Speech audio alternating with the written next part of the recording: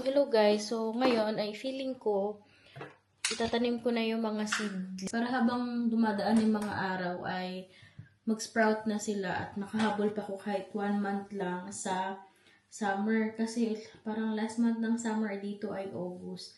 So gusto ko sanang maitanim kahit yung petchay lang, kahit papaano, para kahit papaano ay may asahan ako na gulay. Lalo na pag nanganak ako kasi kailangan ko din talaga kumain ng gulay at saka ng mga sabaw-sabaw. So, yung totoo, nakapagpunlaan na talaga ako ng nagpunla ako ng buto ng malunggay. So, hindi ko alam kung magi-sprout sila, pero parang magi-sprout. So, parang may nakikita ko dito. Pero parang kailangan ng dilig. So, mimisikan ko lang ang bahagya. Napakita ko sa inyo guys, parang meron na siyang mga tumutubo. Ang galing. Sabi ko sa asawa ko, kailangan ko itong magpatubo bago ko manganak. Kasi pag nanganak na ako, hindi ko na maasikaso magtanim-tanim. So ito. Hindi kita ito. Yun. Basta sa ilalim na, merong tumutubo. So, pipicturean ko na lang siguro para makita nyo.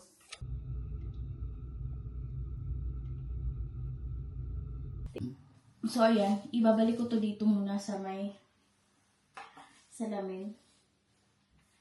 Tapos, ang gusto ko sana munang gawin, guys, ay magpupul ng mga bote. So, katulad nito. Marami akong naipon na bote. Gusto ko siya ikat sa half. Para pag tinubigan, dito pupunta yung tubig pag nasa labas na. So, hindi masyadong masisira yung plant box na ginawa sa akin ng asawa ko na medyo elevated.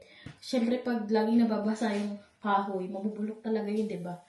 Kaya feeling ko, ang the best option, ikat, and then itataob ko. Hindi ako nainom ng tubig gripo, ewan ko, napaka-arte ko. Kasi parang may ibang lasa. So, kaya yung mga bote na yan, mga naipon. Yung iba talaga, naitapon na. So, ito yung... Ay! So, ayan guys, medyo marami ako naipon na bote. So, kailangan ko yung ikat. Kunin ko lang yung cutter. Una kong gagawin, syempre tatanggalin ko na yung mga plastic. Tatanggal ko yung plastic na ito para malinis na siyang tignan.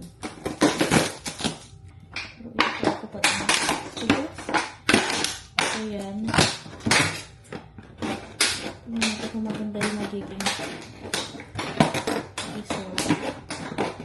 Kung mali ba yung cut ko, ikulitin ko na lang.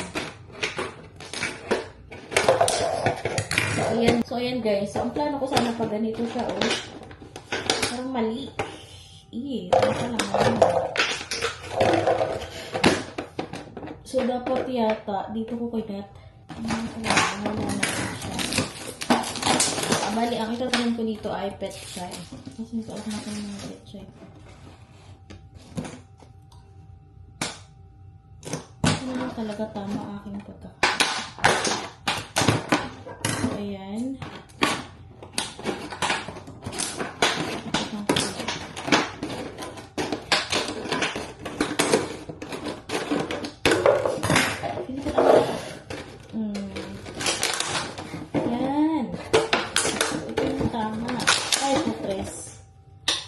Isa pa siguro.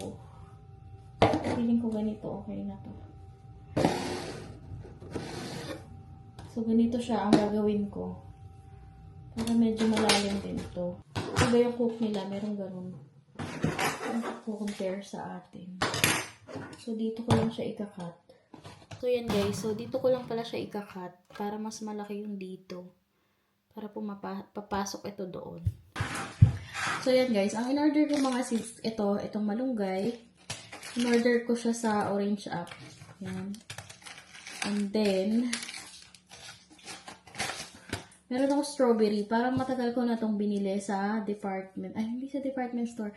Sa grocery. Hindi ko malaman kung sa South Supermarket or sa Robinson. And then, itong cabbage. Tsaka itong cauliflower. Ay, galing na to dito. Dala-dala ni Mr. sa Pilipinas. So, matagal tong na-stock sa ref. Ewan ko kung tutubo pa to. Sana. Ano ka ba? And then may dala akong carrots. So, matagal na rin sa akin itong carrots na to. Ito ay siguro 1 year na. So, sana tumubo pa. And then, okra. Sana mabuhay ang okra. Umabot ng 1 month bago maglagas. Paglagas. Tapos, ito kamatis. Ito sitaw. Ewan ko paano ko papagapangin itong sitaw nito. Labanos. And then, ano to? Ito yung kangkong. So, ito. Yun ito yung seeds ng kangkong. Nakalimutan ko na kasi. Pupunla ngayon. Ito sa kanyang shampoo.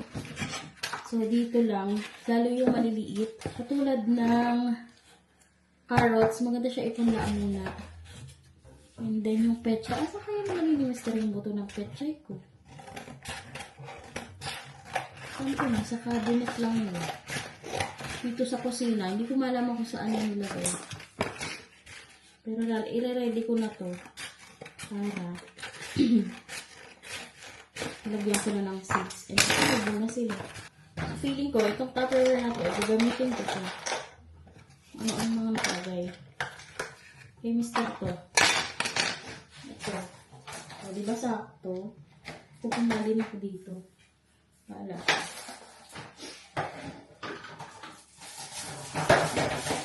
Kasi guys, may butas na to. Oh, hindi mo na siya kailangang butasan.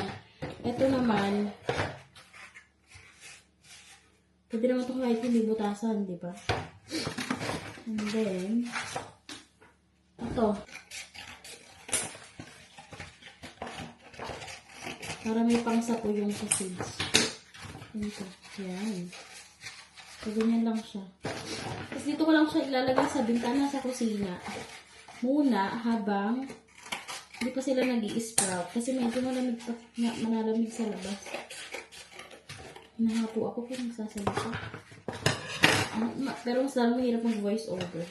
So, ibabalik ko muna yung mga seeds dito, guys. Lalo na yung malunggay. So, ang aking kukunin muna ay ito.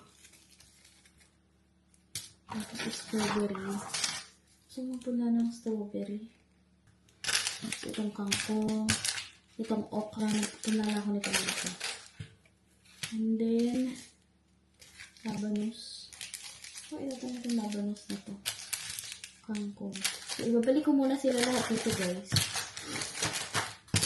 Ito ko na yung petchay na sinasabi ko sa inyo.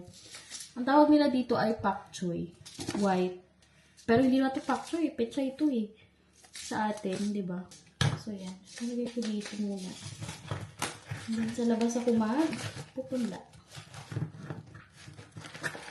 Pati ito hindi ko pa pala hakot. Ito mga bote na ito. Mamaya na. So, guys, ito yung binili namin ni Mr. kanina. Nagkaroon ng tools. Tanggalin ko lang.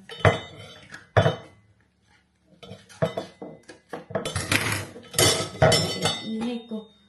Bigat.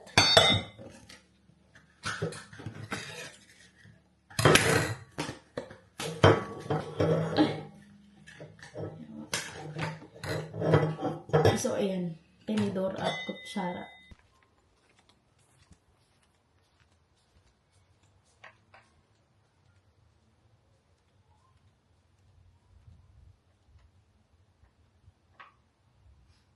So, ayan guys, dito ako kukuha ng lupa. Pagtataniman. Pero parang kailangan na ito. May halong compost.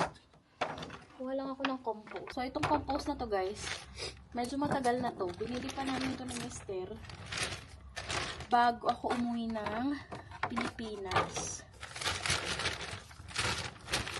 Kuha lang ako dito. Itong may mix ko doon. Yan. Para sure na ito yung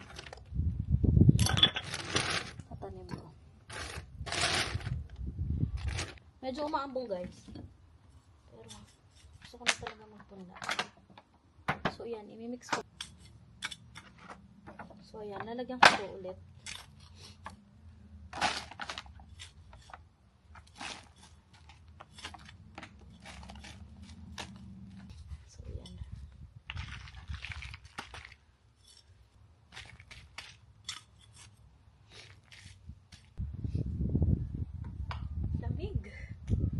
lamig na naman.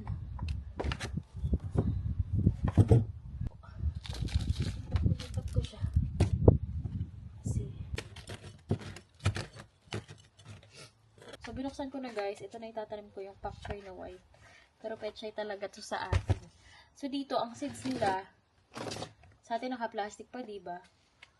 Dito hindi. Direct na siya sa papel. So,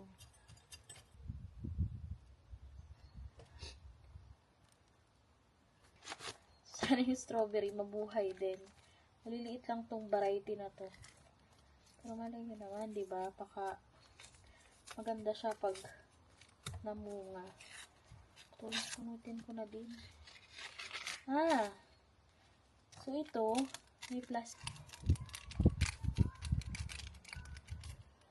Maliliit. So ayan. Sana mabuhay ka. So dito, ang itatanim ko ay sitaw. Sana itong... So yan, dito yan siya. And then, itong dalawa.